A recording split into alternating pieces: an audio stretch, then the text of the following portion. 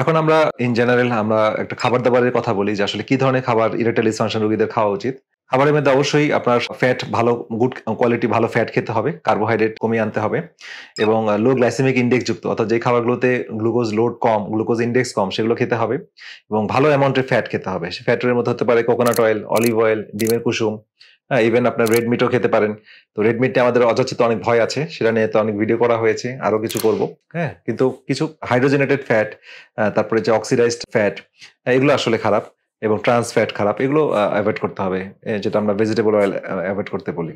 আপনার ভালো বাদাম খেতে হবে, জলপাইয়ের তেল বা অলিভ অয়েল খেতে পারেন। এছাড়া তরমুজ এবং তরমুজের বীজ এর মধ্যে L-সিট্রুলিন নামক অ্যামাইনো অ্যাসিড আছে। এটাও কিন্তু নাইট্রিক অক্সাইড বাড়াতে সাহায্য করে। এটাও কিন্তু খুব ইফেক্টিভ। এছাড়া মেডিটেরিয়ান ডায়েট, প্যালিও ডায়েট এগুলো কিন্তু হেল্প করে ইরেকটাইল ডিসফাংশন রোগীদের ক্ষেত্রে। এবার সাপ্লিমেন্টের কথা যদি বলি, সাপ্লিমেন্ট আসলে এটা পারসন টু পারসন ভ্যারি করে।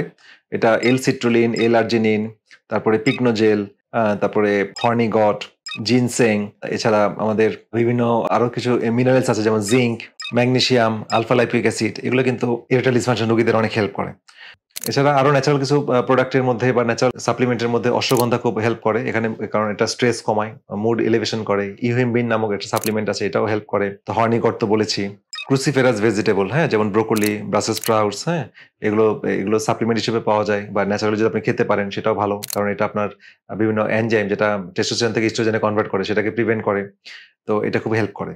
এছাড়া কিছু ন্যাচারাল থেরাপি অনেক সময় শক ওয়েভ থেরাপি প্রয়োজন হয়। হ্যাঁ? তারপরে আমাদের পিআরপি থেরাপি বা অন্যান্য যে বিষয়গুলো যেটা পেলভিক ফ্লোর এক্সারসাইজ বা কিগেল এক্সারসাইজ এগুলো কিন্তু ইরেকটাইল ডিসফাংশন রোগীদের হেল্প করে।